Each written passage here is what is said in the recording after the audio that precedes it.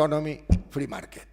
Más de lo mismo, pero al mismo tiempo lo que hicimos fue un G20 que dijo, hay que rescatar a los banqueros, están con el agua al cuello. Y entonces, ¿qué es lo que hicimos?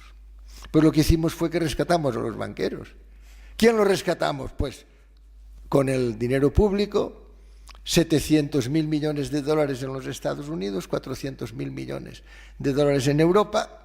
Y entonces resulta que una vez ya en tierra firme, aquellos banqueros, en buena causa responsables de la situación de crisis sistémica, aquellos banqueros ya vienen y dicen a recortar, a quitar, y además a devolvernoslo todo entre... ¿Cómo? Ustedes han visto, siempre que todos hemos tenido o tenemos hipotecas y tenemos deudas, y lo normal es que si vemos, hombre, tengo problemas para pagar, oye, te lo devolveré en medio año más o en un año más y tal. Esto que no, en 3 años y tal y que igual. ¡Qué disparates! Bueno, pero lo que es cierto es que mientras nosotros seguimos en Europa sin federarnos fiscalmente, sin tener nuestra propia seguridad autonómica, porque claro, si al mismo tiempo estamos gastando en la OTAN cantidades inmensas de dinero en aviones y en cosas, España tiene que comprar otros años que además son de guerras pretéritas, no los vamos a utilizar nunca estos aviones, no los debiéramos utilizar nunca. Tenemos hoy que buscar los nuevos sistemas, los nuevos mecanismos de seguridad, pero en cualquier caso, seguridad la europea. Y federación fiscal, y el que tenga que pagar, que pague. Por cierto, los primeros que cometieron un déficit muy alto en Europa fueron Alemania y Francia. Bueno, pues todo eso, resulta que aquí hemos seguido toda esta debacle después del rescate.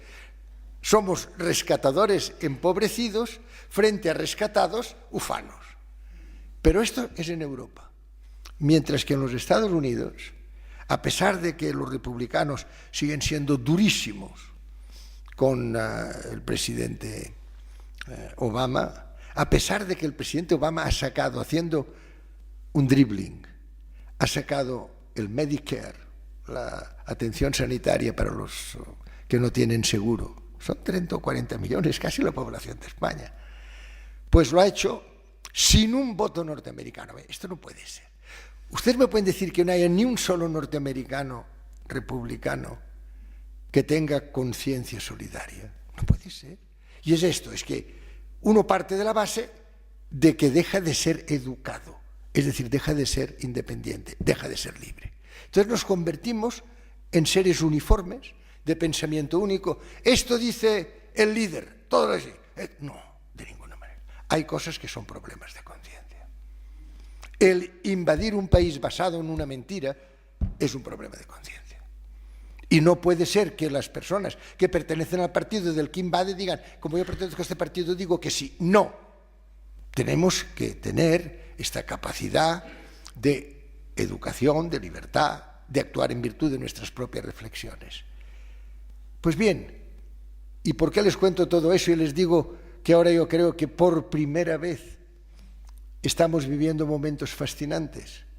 Pues porque hasta ahora esta sumisión, esto de que de momento los Estados Unidos y el Reino Unido pudieran llevarnos como nos han llevado, de esta manera absurda, ¿por qué es eso?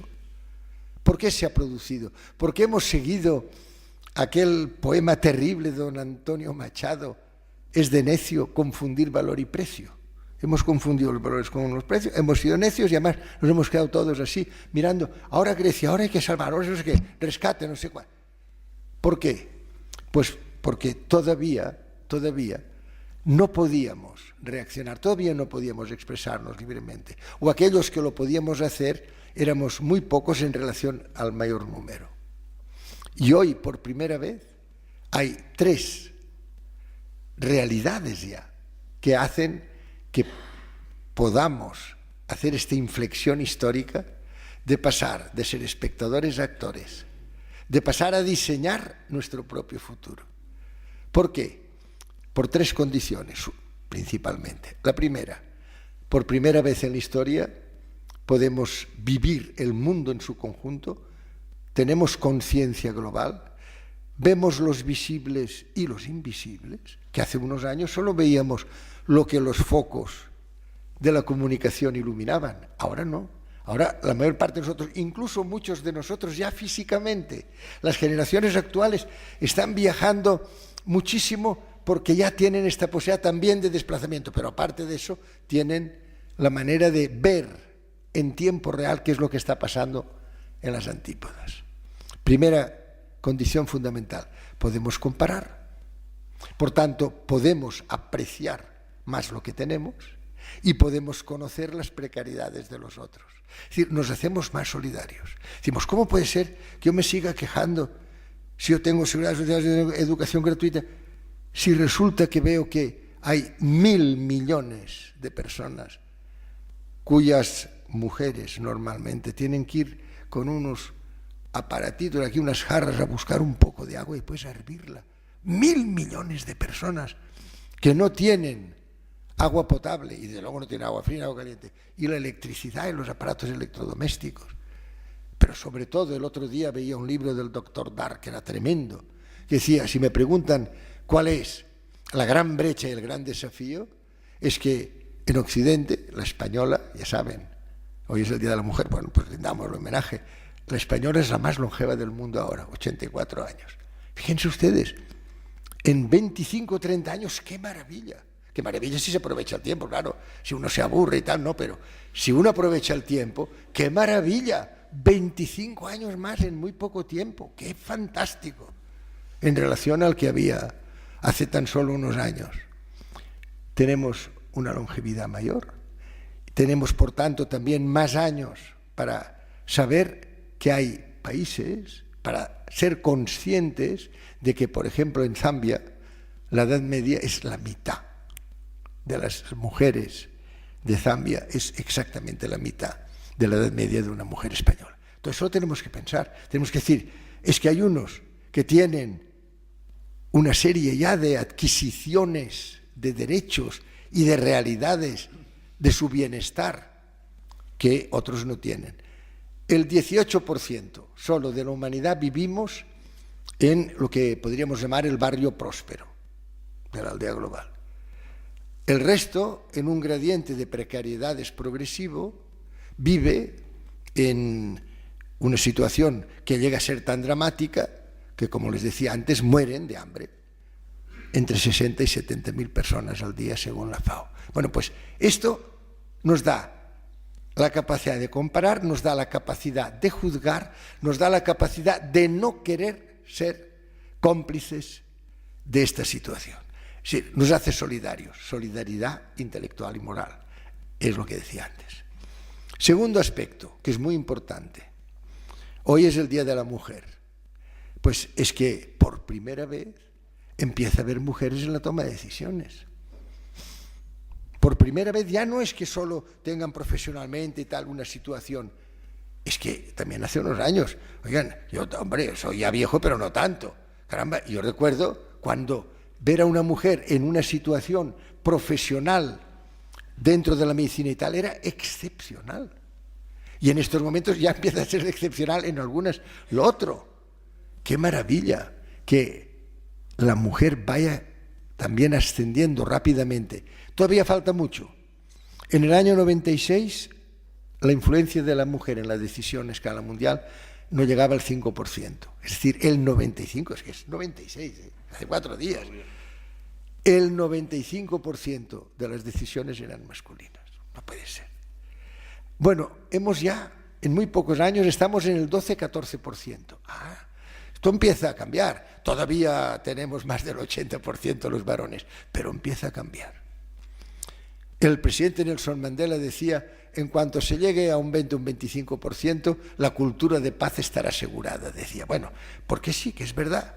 Necesitamos el que este equilibrio biológico también se dé en la gestión de nuestra vida diaria. Esta vida diaria que tiene que ser una vida de creación, una vida de ser capaz de diseñar nuestro futuro.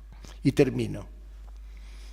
La tercera condición, por la cual yo creo que ahora sí que vamos a pasar de súbditos a ciudadanos, además de que podemos comparar, además de que haya más mujeres, hay mayor equilibrio de género, es que por primera vez no necesitamos permiso para decir lo que nos da la gana. porque hasta ahora ya sabíamos lo que pasaba. Ya sabíamos lo que pasaba. Además de las urnas, y que conste, yo también insisto, cada vez que hablo de este tema, me gusta insistir. Yo no tengo ninguna aversión a las urnas, al contrario, he estado 35 años de abstinencia. Pues son muchos años de abstinencia, ¿no? Y por tanto, en cuanto veo una urna, allí que me voy. Ahora hay que reconocer que esto, solo las urnas, da democracias muy frágiles. Porque nos cuentan, pero no contamos. Y la democracia tiene una definición muy clara. La democracia es que sea la voluntad del pueblo la que dirige y la que es interpretada permanentemente por quienes representan al pueblo. Nosotros los pueblos, fíjense lo que les decía antes. Por tanto, ahora lo que tenemos que asegurar es que son los pueblos. Y los pueblos, pues esto, nos cuentan y además a continuación, como se han convertido también a través de los medios de comunicación en el mente parafernalia y tal y cual, ya digo, ¡pum!, los resultados, al cabo de unas horas ya están todos los resultados, se sabe todo. Al menos antes uno estaba allí mirando qué pasaba, no, ahora ya lo sabemos todo, ya nos han contado. Y al día siguiente resulta que creen que las urnas ya les autorizan, sin escuchar más al pueblo, hasta los próximos comicios electorales. Por eso son frágiles, por eso son, no aquí, en todas partes, son democracias muy frágiles. Por eso, porque, a ver, si ahora, por ejemplo, hacen exactamente lo contrario de lo que hace unos meses decían que hicieran, pues ya estamos todos diciendo, oye, están haciendo lo contrario, pero a ver, ¿qué pasa? Pues no pasa nada porque no podemos cambiar de manera de pensar hasta dentro de 4 años o cuando sea.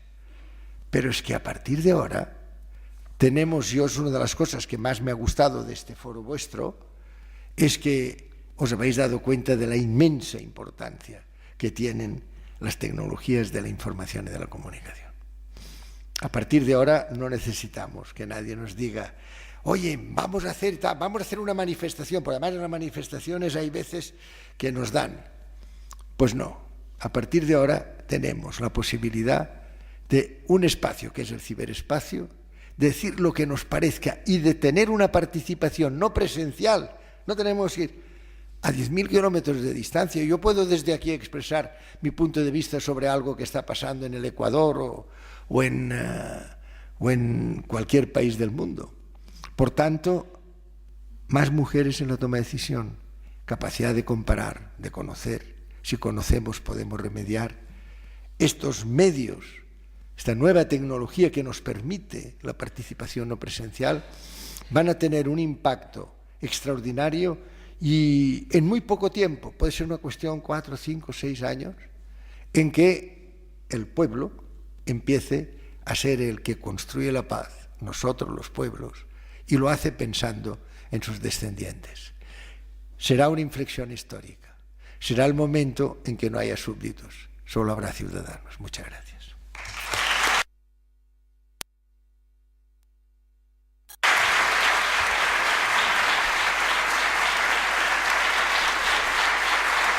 ¿Quieres agua?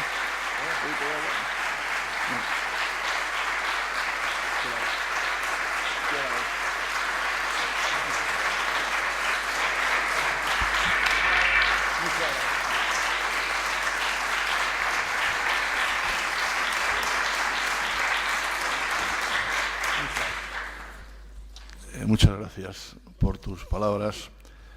Ha sido un placer. Además, acogerte en esta